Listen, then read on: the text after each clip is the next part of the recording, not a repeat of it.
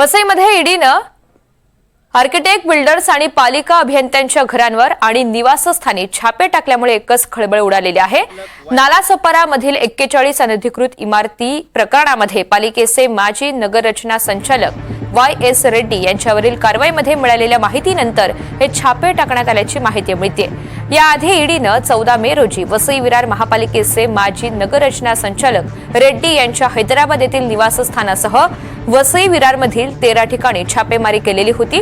यावेळी रेड्डी यांच्या घरामधून 32 कोटींचं सोनं आणि रोकड जप्त करण्यात आली। तसंच अनधिकृत बांधकाम व्यावसायिक सीताराम गुप्ता यांच्यासह इतरांकडे देखील मोठ्या प्रमाणात रोकड आणि संशयास्पद कागदपत्र सापडलेली होती। या एकूणच छापेमारीचा आढावा घेतलेला आहे आमचे प्रतिनिधी मनोज सातवी यांनी। वसई विरार शहर महानगरपालिका परिसरात आज सकाळपासूनच ईडीने छापासत्र सुरू केलेलं आहे आणि या छापेमारीमुळे एकंदरीत परिसरामध्ये मोठा खळबळ उडालेली आहे। आपण ईडीची गाडी पाहू शकतोय। या अगोदर 14 मे रोजी महापालिकेचे नगररचना उपसंचालक YS रेड्डी यांच्या घर आणि कार्यालयासह हैदराबादमध्ये देखील छापेमारी केलेली होती आणि इतर जे विकासक होते, बिल्डर्स होते, त्यांच्यावर छापेमारी केलेली होती। त्यानंतर आता देखील ही एकंदरीत 14 ते 15 ठिकाणी ही कारवाई सुरू करण्यात आलेली आहे।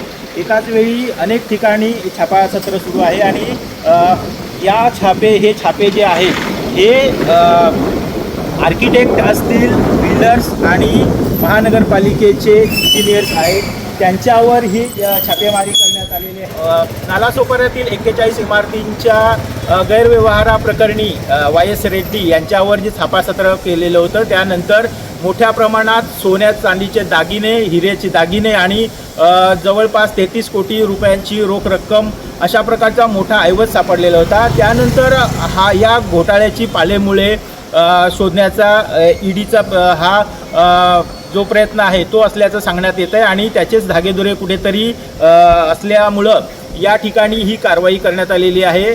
एकंदरीत वसई विरार परिसरात 14 ते 15 ठिकाणी ईडीने छापेमारी केलेली आहे आणि या छापेमारीमुळं परिसरात एकच खळबळ निर्माण झालेली आहे।